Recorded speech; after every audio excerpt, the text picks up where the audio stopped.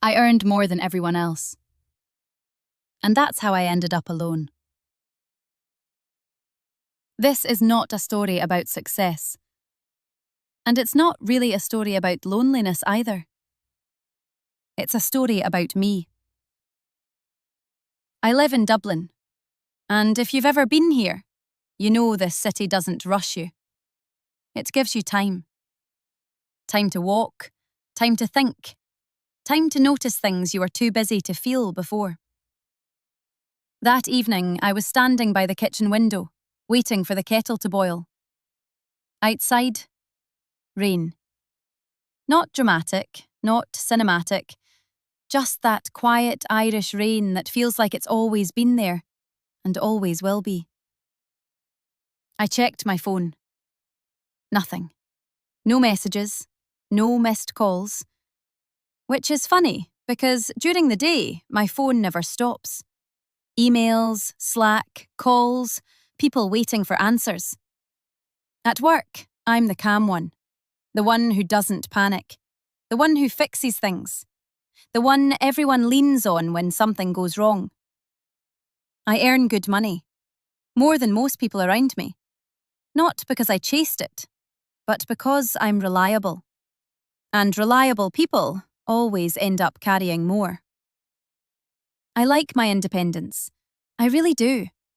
I like booking flights without checking my balance. I like not asking permission. I like knowing that if everything falls apart, I'll manage. But evenings are different.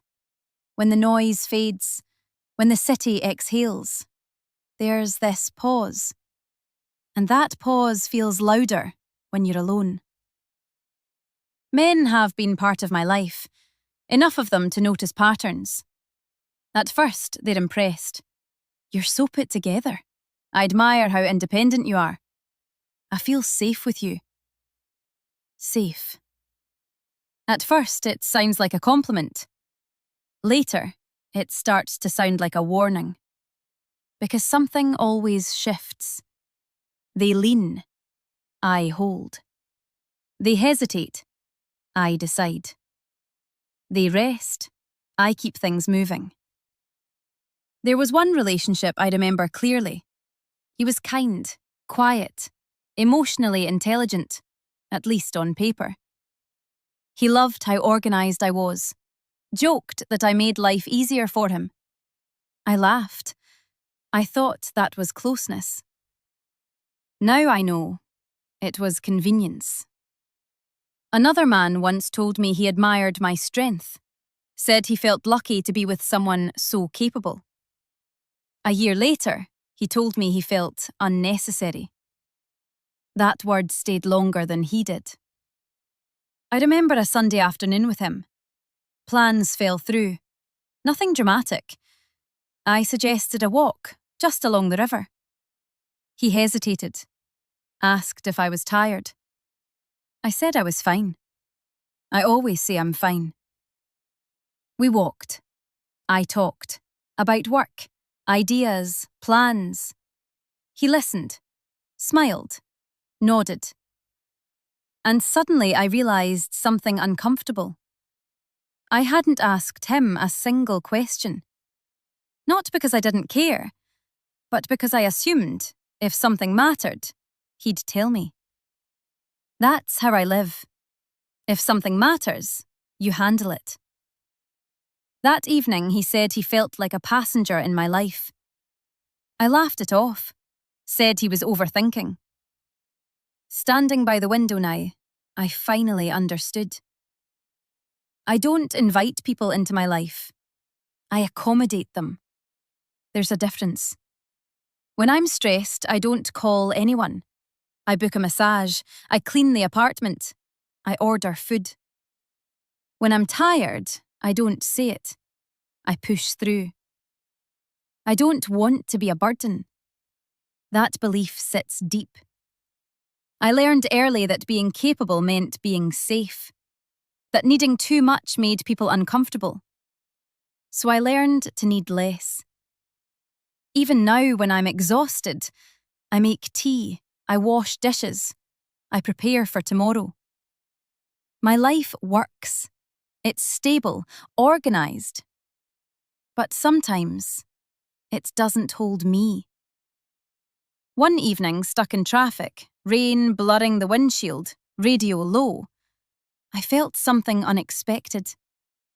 Not sadness, not anger, just loneliness. Quiet, patient, sitting next to me. And I realized something that made me uncomfortable. No one has ever really seen me struggle. Not because I hide it, but because I don't let it happen out loud. I'm always ready, always composed, always one step ahead. And that leaves no space for someone else to arrive fully. That night, I didn't journal. I didn't analyze. I sat on the floor, back against the couch, shoes still on, listening to the city breathe. And for the first time, I asked a different question. Not, what's wrong with me? But, if I stopped holding everything together, who would stay? The question didn't need an answer. It just stayed. I didn't change my life. I didn't promise anything dramatic. I just noticed. How often I say, I've got it. How rarely I say, can you help me? How being strong quietly became my entire identity. And identities, once they harden, can become lonely places to live. The rain didn't stop that night. It rarely does here. But something shifted. Not visibly, just enough to make space for something different, for someone real. And maybe, just maybe, that's where my story actually begins.